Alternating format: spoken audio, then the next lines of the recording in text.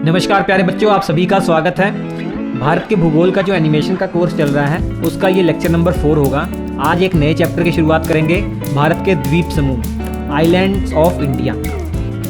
सबसे पहले आइलैंड होता क्या है अर्थात द्वीप क्या होते हैं वो समझने का प्रयास करेंगे। चारों ओर से जो ज़मीन पानी से घिरी होती है उसे द्वीप कहते हैं या आइलैंड कहते हैं। अब ऐसे ही कई सारे द्वीपों का जो समूह होता है उसे द्वीप समूह कहते हैं। तो सबसे पहले हमें आज बात करनी है भारत के सबसे बड़े द्वीप समूह अंडमान निकोबार द्वीप समूह की। ये हमारा यूनियन टेरिटरी भी है और इसमें मुख्य तौर पर दो द्वीप समूह हैं, एक अंडमान द्वीप समूह और दूसरा निकोबार द्वीप समूह। इन दोनों को अलग करने का काम 10 डिग्री चैनल के द्वारा होता है। ये 10 डिग्री चैनल कुछ और नहीं, 10 डिग्री उत्तरी अक्षांश ही है। हम बात कर रहे हैं अंडमान द्वीप समूह की, तो अंडमान द्वीप समूह में मुख्य तौर पर 4 आइलैंड है जो सबसे पहले हमें समझना है, तब बाकी बाद में हम समझेंगे। ये 4 पार्ट कौन कौन से हैं? उत्तरी अंडमान, मध्य अंडमान, दक्षिण अंडमान और लिटिल अंडमान। इन चारों के बारे में सबसे पहले समझ लीजिए। तो बात करते हैं उत्तरी अंडमान से। उत्तरी अंडमान की खासियत यह है कि पूरे अंडमान निकोबार द्वीप समूह का जो सबसे हाईएस्ट पॉइंट है, सैडल पीक जिसे कहा जाता है, ये उत्तरी अंडमान का ही हिस्सा है। सैडल पीक की हाइट 732 मीटर है समुद्र लेवल से। और उसके बाद बात करेंगे मध्य अंडमान की या मिडिल अंडमान की। सबसे बड़ा जो द्वीप है पूरे अंडमान निकोबार द्वीप समूह में, ये मध्य अंडमान ही है। उसके बाद साउथ अंडमान की बात करेंगे, मतलब दक्षिण अंडमान की बात करेंगे। सबसे महत्वपूर्ण आपके लिए यही हो जाता है क्योंकि जो कैपिटल पोर्ट ब्लेयर है ना अंडमान निकोबार द्वीप समूह की, वो दक्षिण अंडमान का ही हिस्सा है। और इसके अलावा सेलुलर जेल आपने सुनी होगी, ये पोर्ट ब्लेयर में ही स्थित है। ये वही जेल है जहाँ पर वीर सावरकर जी को काले पानी की सजा हुई थी। अब वीर सावरकर जी की बात हो ही रही है तो एक और चीज़ मैं इंटरेस्टिंग बता दूं। इसी दक्षिणी अंडमान में एक एयरपोर्ट भी है जिसका नाम है वीर सावरकर एयरपोर्ट। और उसके बाद हम बात करेंगे लिटिल अंडमान की। लिटिल अंडमान के बारे में उतना कुछ खास तो है नहीं, बस ये याद रखिए लिटिल अंडमान और साउथ अंडमान, इन दोनों को अलग करने का काम डंकन पास के द्वारा होता है। अब अंडमान द्वीप समूह के बारे में कुछ और इम्पोर्टेंट फैक्ट, जैसे सबसे ऊपर आइए, सबसे उत्तर में आप आएंगे तो यहाँ पर आपको ग्रेट कोको आइलैंड दिखाई दे रहा होगा और लिटिल कोको आइलैंड दिखाई दे रहा होगा। ये दोनों ही आइलैंड बर्मा के कब्जे में हैं। मैं ये क्यों बता रहा हूँ, इसी के जस्ट नीचे आप देखेंगे ना लैंडफॉल आइलैंड आपको दिखाई दे रहा है। यही वो आइलैंड है जो सबसे उत्तरी आइलैंड कहलाता है हमारे इस पूरे अंडमान निकोबार द्वीप समूह में। पूरे अंडमान निकोबार द्वीप समूह में सबसे जो उत्तरी आइलैंड है ये लैंडफॉल आइलैंड है। ये लैंडफॉल आइलैंड, वो ऊपर जो कोको आइलैंड है जो बर्मा के कब्जे में है, इन दोनों के बीच में कोको चैनल है। तो ये भी आपको याद रखना है कि कोको चैनल ग्रेट कोको और लिटिल कोको आइलैंड को लैंडफॉल आइलैंड से अलग करने का काम करता है। अब कुछ ज्वालामुखी आइलैंड की बात करेंगे। सबसे पहले यहाँ पर आपको दिखाई दे रहा होगा नारकोंडम आइलैंड। ये भी एक ज्वालामुखी आइलैंड है, हालांकि ये इनएक्टिव हो चुका है। लेकिन सबसे महत्वपूर्ण है बैरन आइलैंड। भैया ये एक्टिव वोल्केनो है, भारत का एकमात्र एक्टिव वोल्केनो ये बैरन आइलैंड ही है, याद रखिए।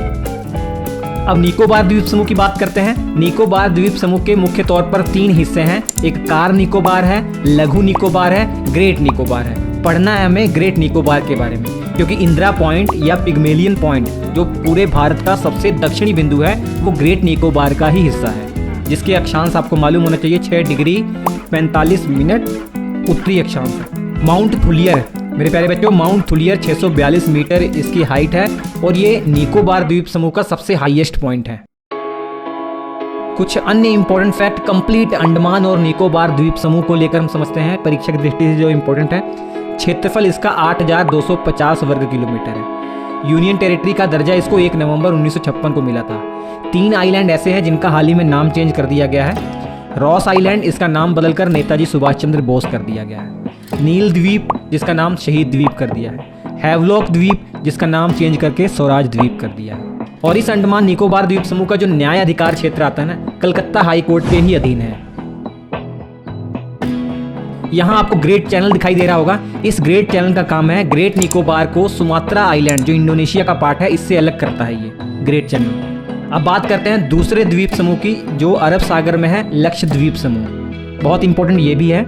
इसका क्षेत्रफल मात्र 32 वर्ग किलोमीटर है। ये सबसे स्मॉलेस्ट यूनियन टेरिटरी है हमारे भारत का। कैपिटल इसकी कवरत्ती है और सबसे दक्षिणी जो इसका आइलैंड है वो मिनिकॉय है। इसका जो पुराना नाम था लकाद्वीप, मिनिकॉय एंड अमीनी द्वीप था, जो बदल दिया गया है 1 नवंबर 1973 से, और अब क्या हो गया है, लक्षद्वीप हो गया। लक्षद्वीप के बारे में जब पढ़ते हैं तो 9 डिग्री चैनल और 8 डिग्री चैनल के बारे में जरूर पढ़ते हैं। 9 डिग्री चैनल का काम है मिनिकॉय को बाकी के जो लक्षद्वीप के आइलैंड हैं इनसे अलग करने का काम है इसका। और 8 डिग्री चैनल का क्या काम है? 8 डिग्री चैनल कंप्लीट लक्षद्वीप को मालदीव से अलग करता है। सबसे महत्वपूर्ण जो जानकारी है लक्षद्वीप के बारे में कि ये एक प्रवाल द्वीप है, या इसे मूंगा द्वीप भी कहते हैं, या कोरल आइलैंड भी कहते हैं। ऐसा क्यों? क्योंकि इसका जो निर्माण हुआ है ना वो प्रवाल जीवों के कारण हुआ है, या मूंगा जीवों के कारण हुआ है। मूंगा जीव ज़्यादातर उष्णकटिबंधीय वाले क्षेत्र में पाए जाते हैं, मतलब कर्क रेखा से मकर रेखा के बीच में जो समुद्र वाला इलाका है, कम गहरा समुद्र वाला इलाका, वहाँ ये पाए जाते हैं।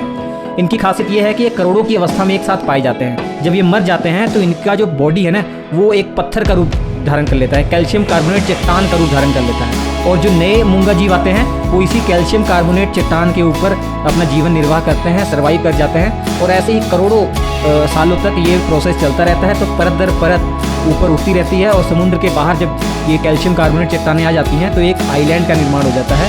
इसी को प्रवाल आइलैंड या मूंगा आइलैंड या कोरल आइलैंड कह देते हैं। और लक्षद्वीप जो है इसी टाइप का एक आइलैंड है।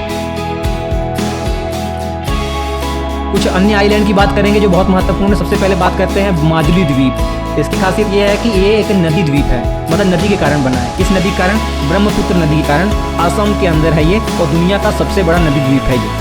दूसरा आइलैंड गंगा सागर द्वीप है, जिसे सागर द्वीप भी कहते हैं। हुगली नदी के मुहाने पर है ये, बंगाल की खाड़ी में। और दूसरा जो आइलैंड आपको याद रखना है डॉक्टर अब्दुल कलाम आइलैंड, इसे व्हीलर आइलैंड भी कहते थे। ब्राह्मणी नदी के मुहाने पर है, उड़ीसा राज्य के अंदर है। मिसाइलों का परीक्षण यहाँ से किया जाता है। उसके बाद श्रीहरिकोटा द्वीप है। इसरो का जो सतीश धवन स्पेस सेंटर है यहीं पर है, पुलिकट झील के पास है। आंध्र प्रदेश में पुलिकट झील के पास ये द्वीप है। उसके बाद पंबन द्वीप की बात करते हैं। इसी को रामेश्वरम द्वीप भी कहा जाता है, और ये भारत और श्रीलंका के बीच में जो राम सेतु है ना इसी का ये भाग है। सालसेट द्वीप देख लीजिए। सालसेट द्वीप की खासियत ये है कि अरब सागर में है, महाराष्ट्र वाले क्षेत्र में है, और बम्बई शहर इसी द्वीप पर बसा हुआ है। वेलिंगटन आइलैंड ये देखिए केरल के अंदर है। केरल में कोच्चि के पास ये वेलिंगटन आइलैंड स्थित है, और ये आर्टिफिशियल आइलैंड है, ये मानव के द्वारा बनाया गया आइलैंड है। तो प्यारे बच्चों आज की इस वीडियो में इतना ही। वीडियो अच्छा लगा हो तो हमारे चैनल को सब्सक्राइब कीजिएगा और प्लेलिस्ट को फॉलो कीजिएगा। बहुत सारे एनिमेटेड कोर्स आपको मिल जाएंगे। Thank you.